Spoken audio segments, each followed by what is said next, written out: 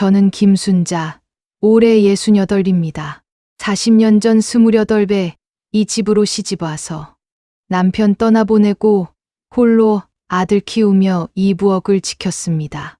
새벽마다 밥을 짓고 명절마다 전을 부치고 아들 대학 보내려고 식당 설거지도 마다하지 않았습니다.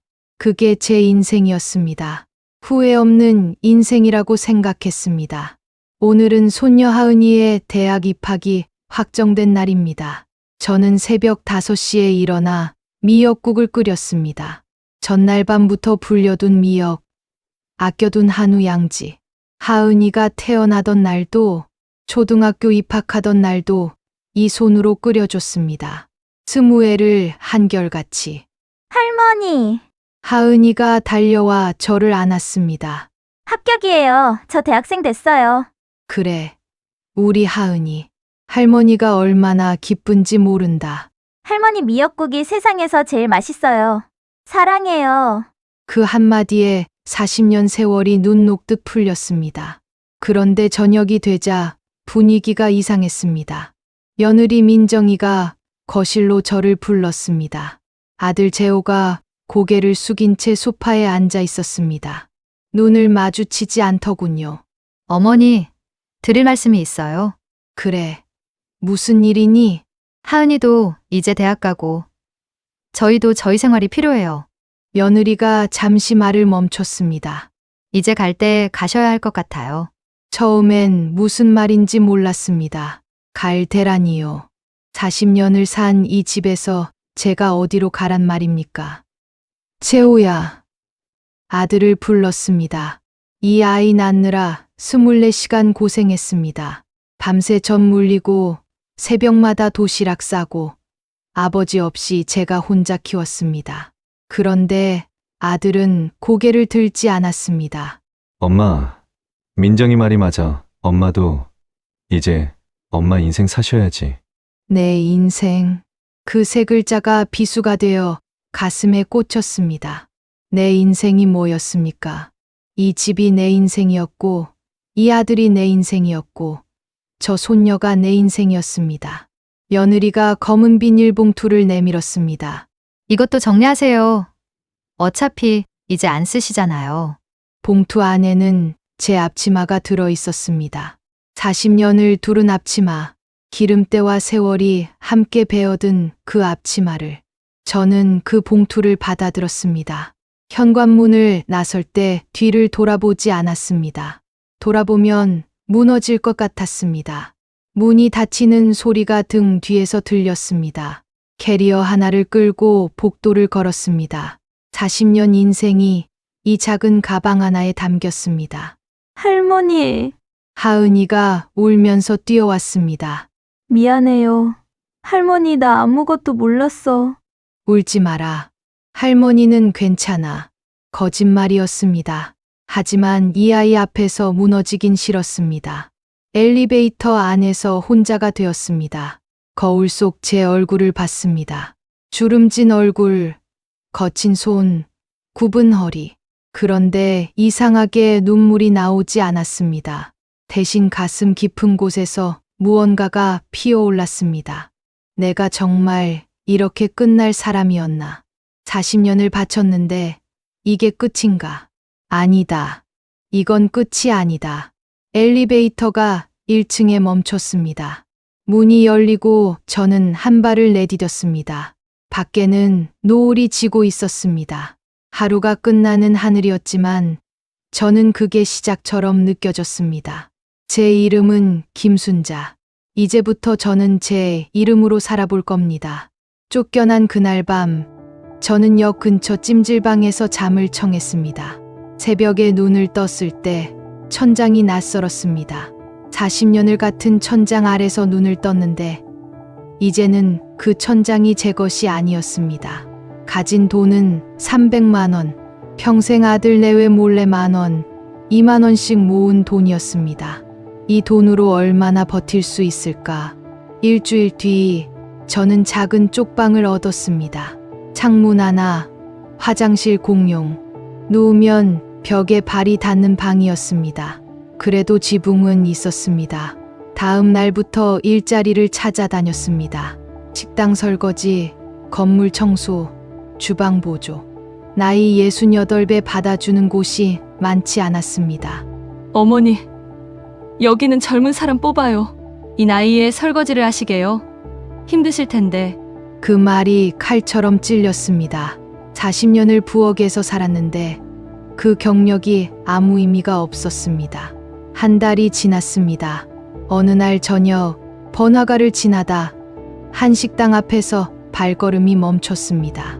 민정의 뜰, 며느리의 식당이었습니다.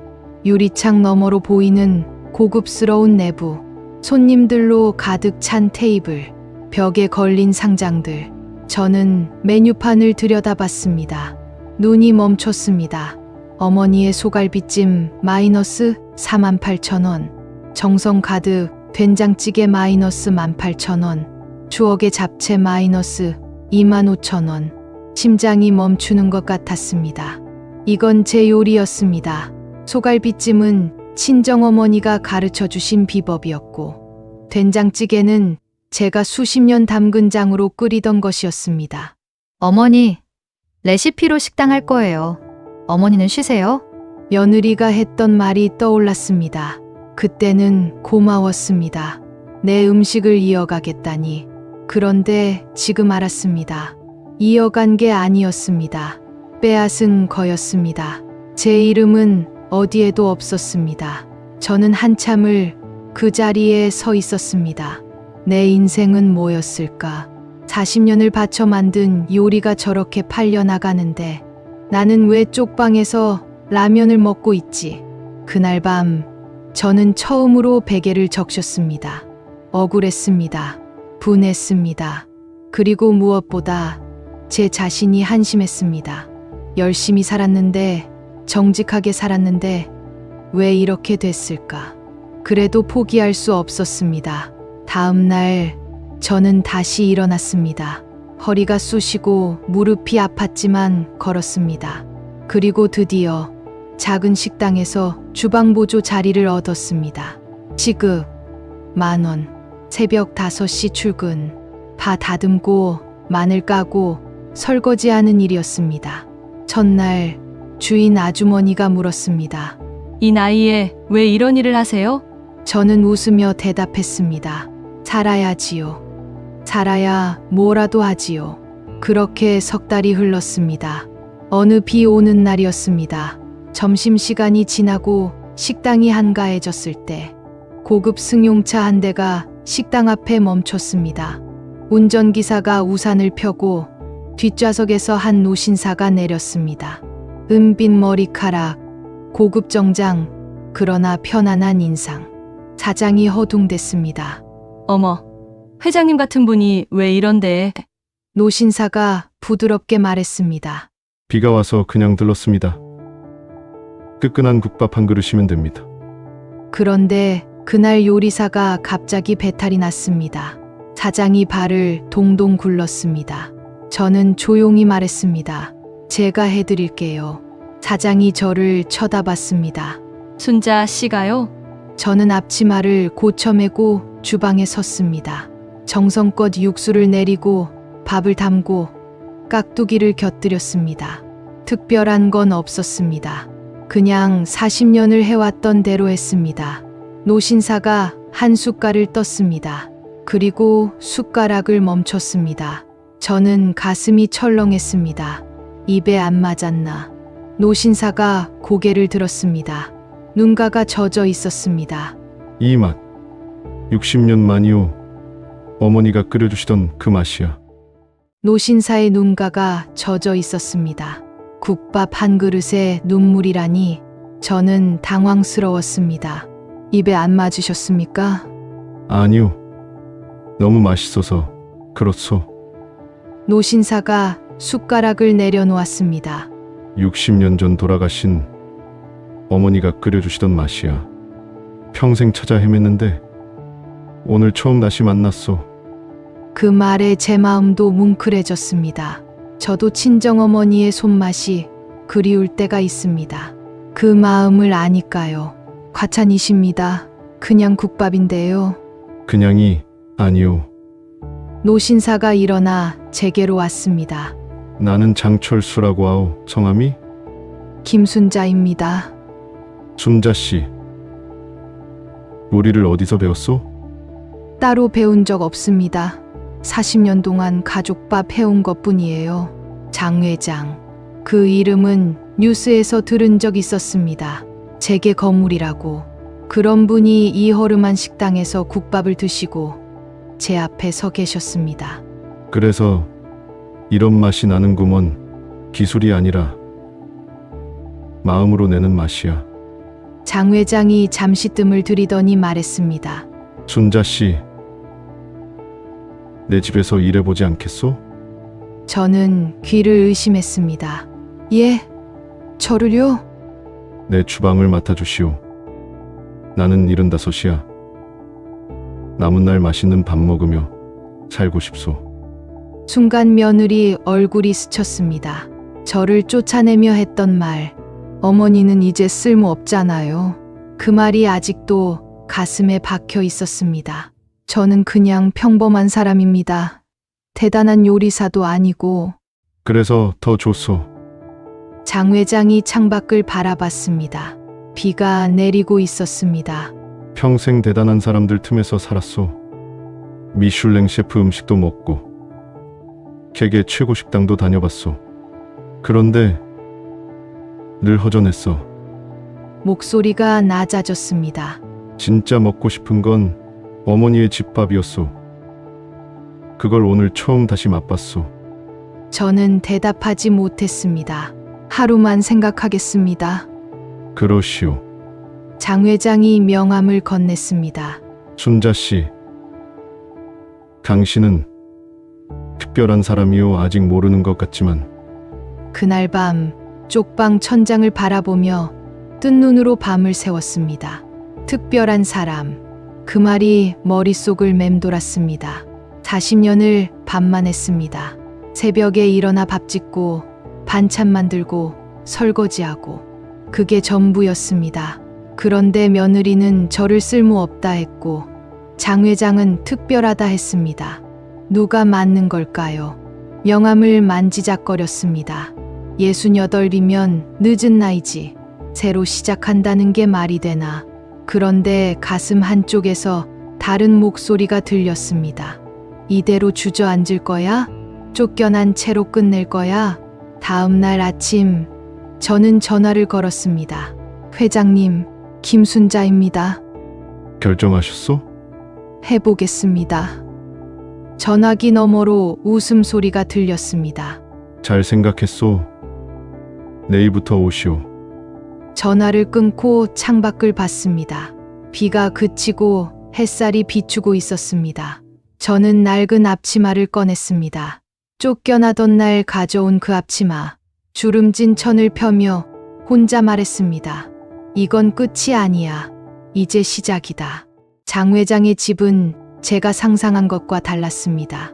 대궐 같은 저택을 예상했는데 생각보다 소박했습니다. 물론 크고 좋은 집이었지만 어딘가 쓸쓸해 보였습니다. 넓기만 하고 사람 냄새가 안 나는 집이오. 장 회장이 쓸쓸하게 웃었습니다. 첫째 아들은 미국에 있고 딸은 결혼해서 바쁘고 집사람은 10년 전에 떠났소. 텅 빈 거실, 먼지 쌓인 가족 사진, 차갑게 식은 부엌. 저는 그 집이 제 처지와 닮았다고 생각했습니다. 첫날 저는 된장찌개를 끓였습니다.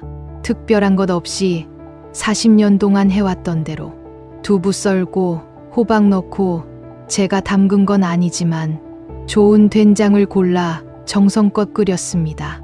장 회장이 한 숟갈 뜨고 한참을 말이 없었습니다. 어떠세요? 말을 못하겠소. 젓가락을 내려놓고 저를 바라봤습니다. 이 맛이오. 얘가 평생 찾던 맛, 집밥의 맛이야. 그날 이후로 저는 매일 밥을 지었습니다.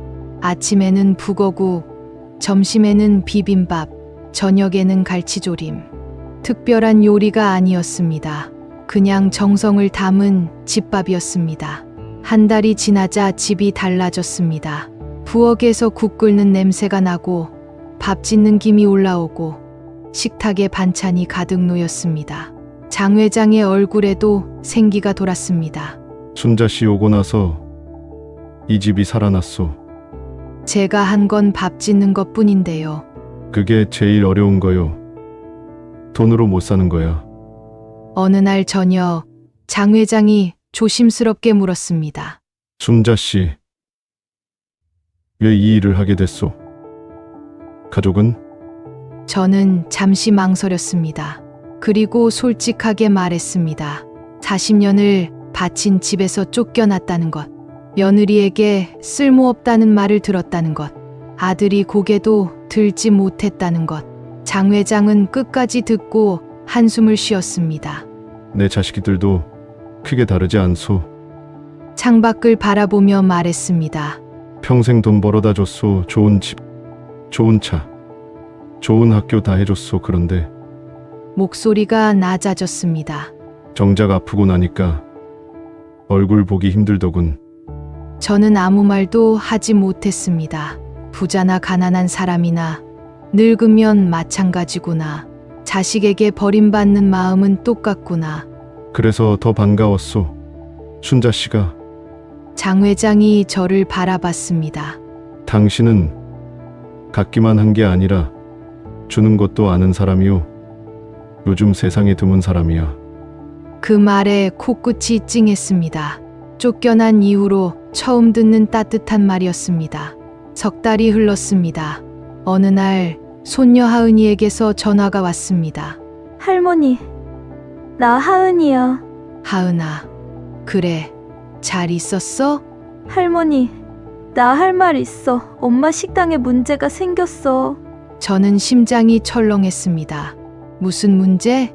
식중독 사건이 났대. 손님들이 다 떠나고 아빠 회사에서도 문제가 생기고. 전화기를 쥔 손이 떨렸습니다. 원망하던 사람들이었습니다. 저를 쫓아낸 사람들. 그런데 이상하게도 마음 한쪽이 아팠습니다. 그래도 내 아들인데, 그래도 내 손녀가 있는 집인데. 장 회장이 제 표정을 보고 물었습니다. 무슨 일이요? 저는 한참을 망설이다 대답했습니다. 아무것도 아닙니다. 하지만 마음은 복잡했습니다. 복수해야 할까요? 용서해야 할까요? 아직 답을 모르겠습니다. 장 회장의 집에서 일한 지 1년이 지났습니다. 저는 이제 이 집의 일부가 된 것 같았습니다. 매일 밥을 짓고 장 회장과 마주 앉아 식사하고 가끔은 차 한 잔 마시며 이야기를 나눴습니다. 외로운 두 사람이 서로의 빈자리를 채워가는 시간이었습니다.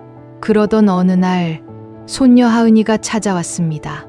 할머니, 1년 만에 보는 손녀는 많이 컸습니다.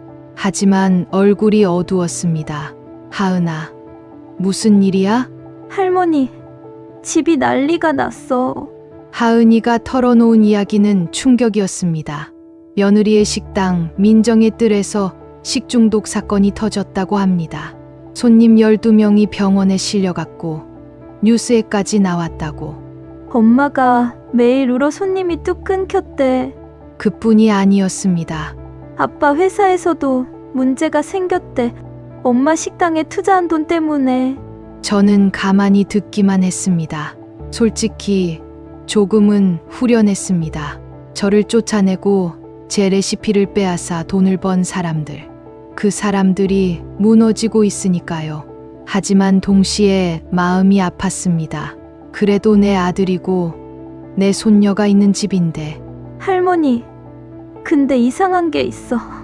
하은이가 휴대폰을 꺼냈습니다. 엄마 식당 메뉴 있잖아. 어머니의 소갈비찜, 정성 가득 된장찌개. 이거 다 할머니 요리잖아. 저는 고개를 끄덕였습니다. 그런데 엄마가 레시피를 잃어버렸대. 원래 적어둔 게 있었는데 집에서 다 버렸다고. 아, 그러고 보니 쫓겨나던 날 며느리가 제 물건들을 다 버렸습니다. 그 속에 제 레시피 노트도 있었을 겁니다. 40년 동안 적어온 요리 비법, 친정어머니에게 배운 것부터 제가 개발한 것까지. 그게 다 사라진 거였습니다. 엄마가 그 맛을 못 내서 손님들이 떠난 거야. 예전 맛이 아니라고. 저는 복잡한 심정으로 창밖을 바라봤습니다. 내 레시피가 없으니까 무너진 거구나. 결국 그 식당은 내 손맛으로 버틴 거였구나. 장 회장이 조용히 다가왔습니다. 순자 씨, 괜찮소? 네, 괜찮습니다. 괜찮지 않았습니다. 하지만 내색하고 싶지 않았습니다. 그날 밤 잠이 오지 않았습니다. 복수. 그 단어가 머릿속을 맴돌았습니다. 저를 쓸모없다 했던 며느리, 고개도 들지 못했던 아들, 그들이 무너지는 걸 보면서 제가 느끼는 감정은 뭘까요? 통쾌함, 슬픔, 아니면 둘 다? 다음 날 아침 장 회장이 신문을 보다가 말했습니다. 순자 씨, 이 식당 아시오? 신문에는 민정의 뜰 기사가 실려 있었습니다. 식중독 사건 이후 폐업위기라는 내용이었습니다. 압니다. 어떻게 아시오? 저는 한참을 망설이다 대답했습니다. 며느리 식당입니다. 장 회장이 눈을 크게 떴습니다. 그 며느리 순자 씨를 내쫓은? 네. 장 회장이 신문을 내려놓고 저를 바라봤습니다. 순자 씨, 어떻게 하고 싶소? 저는 대답하지 못했습니다. 어떻게 하고 싶은지 저도 몰랐습니다. 그때 장 회장이 말했습니다. 내가 한 가지 제안을 해도 되겠소? 무슨 제안이요? 그 식당에 가보는 거요. VIP 손님으로 저는 숨이 멎는 것 같았습니다. 나와 함께 말이오. 며느리의 식당에 간다. 그 생각만으로도 심장이 뛰었습니다. 장 회장이 물었습니다. 정말 괜찮겠소? 모르겠습니다. 하지만 가보고 싶습니다. 무엇을 하려는지 저도 몰랐습니다. 복수, 확인, 아니면 그냥 그들의 얼굴이 보고 싶었는지도. 장 회장이 비서에게 지시했습니다. 민정의 뜰에 VIP룸 예약해라. 내 이름으로. 예약 당일 저는 거울 앞에 섰습니다. 장 회장이 선물한 고급 정장을 입었습니다. 곱게 빗어 올린 머리, 은은한 옷 귀걸이, 거울 속 여자가 낯설었습니다. 40년 동안 앞치마만 두르고 살았습니다. 이렇게 차려입은 건 처음이었습니다. 순자 씨, 아름답소. 장 회장이 말했습니다. 원래 이런 사람이었소. 몰랐을 뿐이지. 차가 식당 앞에 멈췄습니다. 민정의 뜰, 예전보다 손님이 없어 보였습니다. 그래도 VIP 예약이 들어왔으니 분주하게 움직이고 있었습니다. 문이 열렸습니다. 며느리 민정이가 직접 마중을 나왔습니다. 최고급 손님이라고 들었을 겁니다. 어서 오십시오. 말이 끊겼습니다. 민정이의 얼굴이 사색이 됐습니다. 어머니. 저는 담담하게 말했습니다. 오랜만이구나. 민정이가 굳어버린 채 움직이지 못했습니다. 그 뒤로 아들 재호가 나타났습니다. 누가 오셔? 엄마? 아들의 얼굴도 하얗게 질렸습니다. 저는 장 회장의 팔을 잡고 안으로 들어갔습니다. VIP 룸으로 안내해 주겠니? 민정이가 떨리는 목소리로 물었습니다. 어머니. 어떻게? 이게 어떻게? 여기 음식이 맛있다고 해서 왔다. 내 레시피로 만들었다며? 그 말에 민정이가 움찔했습니다. VIP 룸에 앉았습니다. 장 회장이 제 손을 가만히 잡아줬습니다. 그 온기가 저를 지탱해 줬습니다. 잠시 후 음식이 나왔습니다. 소갈비찜, 된장찌개, 잡채. 제가 40년 동안 만들었던 요리들. 한 입 먹어봤습니다. 맛이 달랐습니다. 형태는 비슷했지만 제가 알던 그 맛이 아니었습니다. 깊이가 없었습니다. 정성이 빠진 맛이었습니다. 어떻소? 장 회장이 물었습니다. 예전 맛이 아닙니다. 그때 문이 열리고 민정이가 들어왔습니다. 무릎을 꿇으려 했습니다. 어머니, 죄송합니다. 제가 잘못했어요. 제발, 저는 손을 들어 말렸습니다. 일어나. 어머니, 무릎 꿇는 건 필요 없다. 저는 민정이를 바라봤습니다. 3년 전 저를 쓸모없다고 했던 그 얼굴. 지금은 두려움으로 가득했습니다. 너한테 묻고 싶은 게 있다. 네. 뭐든 말씀하세요. 저는 천천히 물었습니다. 나를 쫓아낼 때 한 번이라도 미안했니? 민정이가 대답하지 못했습니다. 40년을 그 집에서 살았다. 내 아이를 키워줬다. 새벽마다 밥을 지었다. 그런데 너는 나를 쓰레기 버리듯 내쫓았어. 목소리가 떨리지 않게 애썼습니다. 그때 나한테 한마디만 해줬어도 됐다. 그동안 고마웠습니다. 그 한마디면 됐어. 민정이의 눈에서 눈물이 흘렀습니다. 저도 눈물이 날 뻔했습니다. 하지만 참았습니다. 난 복수하러 온 게 아니야. 그럼 왜? 저는 일어섰습니다. 그냥 보여주고 싶었어. 내가 버린 사람이 어떤 사람인지. 민정이가 울고 있었습니다. 저는 그 모습을 바라보며 이상한 기분이 들었습니다. 통쾌해야 하는데 마음이 무거웠습니다. 그때 문이 벌컥 열렸습니다. 아들 재호가 뛰어 들어왔습니다. 그리고 제 앞에 무릎을 꿇었습니다. 엄마, 3년 만에 듣는 그 목소리. 엄마, 죄송합니다. 정말 죄송합니다. 재호의 얼굴이 눈물범벅이었습니다. 콧물과 눈물이 뒤섞여 흘러내렸습니다. 나 때문이야. 엄마, 민정이 탓이 아니야. 내가 비겁했어. 저는 아무 말도 하지 못했습니다. 엄마가 쫓겨나던 날, 나도 알았어. 이게 아니라는 거. 그런데 말 한마디 못했어. 재호가 바닥에 이마를 박았습니다. 40년을 나 키우느라 고생하신 거 알아? 새벽마다 도시락 싸주신 거, 아버지 없이 혼자 버티신 거 다 알아. 목소리가 갈라졌습니다. 그런데 왜 그랬는지 모르겠어. 왜 아내 편만 들었는지, 엄마가 얼마나 아팠을지. 저는 아들의 머리를 내려다봤습니다. 60살이 다 된 아들이 바닥에 엎드려 울고 있었습니다. 어렸을 때 잘못하면 저렇게 울던 아이가 떠올랐습니다. 일어나. 엄마, 일어나라고 했다. 재호가 천천히 고개를 들었습니다. 저는 아들의 얼굴을 마주 봤습니다. 난 너한테 많은 걸 바란 적 없어. 잘 되라고 새벽마다 기도했고, 행복하라고 모든 걸 참았다. 그게 엄마니까. 목이 메어왔습니다. 하지만 끝까지 말해야 했습니다. 그런데 단 한 번 내가 내 편이 되어줬으면 했어. 재호의 얼굴이 일그러졌습니다. 쫓겨나는 순간에도 난 기다렸어. 내가 엄마, 가지마 한마디만 해주길. 엄마, 그 한마디가 없어서 3년을 울었다. 드디어 눈물이 흘렀습니다. 참고 참았던 눈물이. 그때 손녀 하은이가 뛰어 들어왔습니다.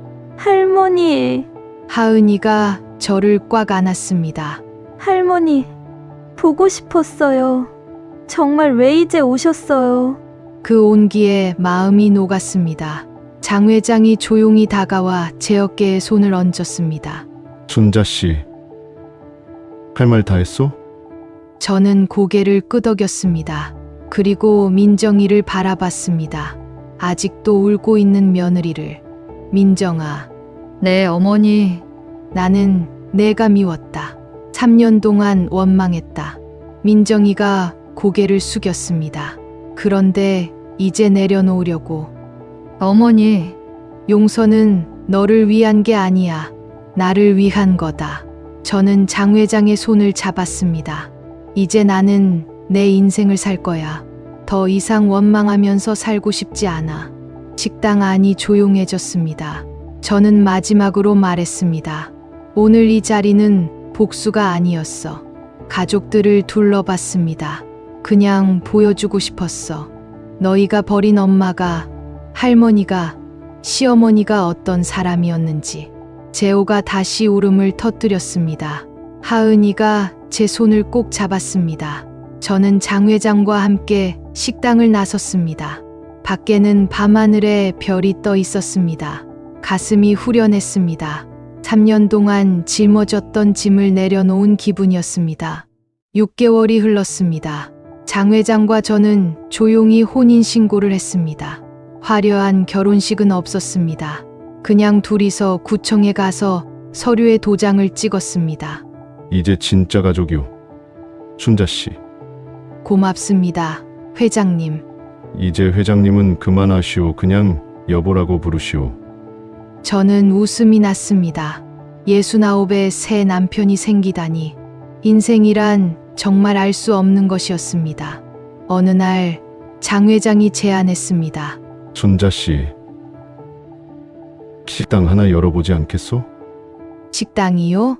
당신 요리를 세상 사람들에게 보여주고 싶소. 어떻소? 저는 한참을 생각했습니다. 평생 가족만을 위해 요리했습니다. 내 이름을 건 적은 없었습니다. 며느리에게 레시피를 뺏기고도 아무 말 못했습니다. 하지만 이제는 달랐습니다. 해보겠습니다. 석 달 후 작은 식당이 문을 열었습니다. 순잔의 밥상, 간판에 제 이름 석자가 적혀 있었습니다. 평생 처음이었습니다. 개업날 아침, 저는 식당 앞에 서서 간판을 올려다봤습니다. 순잔의 밥상, 40년 동안 이름 없이 살았습니다. 재호 엄마, 하은이 할머니, 김씨댁, 내 이름으로 불린 적이 없었습니다. 그런데 지금 저 간판에 제 이름이 있습니다. 눈물이 흘렀습니다. 서러운 눈물이 아니라 벅찬 눈물이었습니다. 첫 손님은 뜻밖의 사람이었습니다. 문이 열리고 며느리 민정이가 들어왔습니다. 어머니, 저는 놀랐습니다. 여긴 어떻게? 민정이가 머뭇거리다 말했습니다. 저 여기서 일을 좀 할 수 있을까요? 뭐라고? 요리를 배우고 싶습니다. 어머니한테 제대로. 뒤에서 아들 재호가 나타났습니다. 손녀 하은이도 함께. 엄마, 저희도 왔어요. 엄마한테 용서받고 엄마 옆에서 배우고 싶어서 왔어요. 도와주세요. 저는 말문이 막혔습니다. 3년 전 저를 쫓아낸 사람들이었습니다. 그들이 지금 제 앞에서 고개를 숙이고 있었습니다. 복잡한 감정이 밀려왔습니다. 장 회장이 제 손을 잡았습니다. 순자 씨가 결정하시오. 저는 한참을 생각했습니다.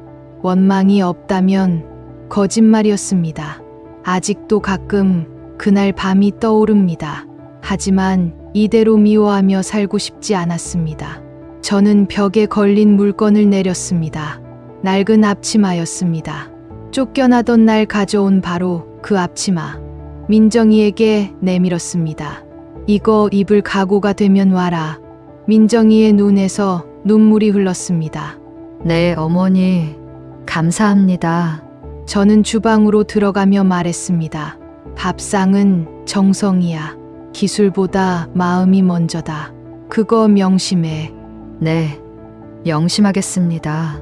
그날 저녁 가족이 함께 식사했습니다.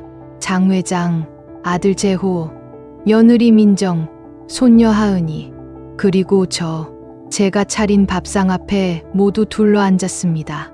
하은이가 말했습니다. 할머니, 고마워요. 그리고 할머니 사랑해요.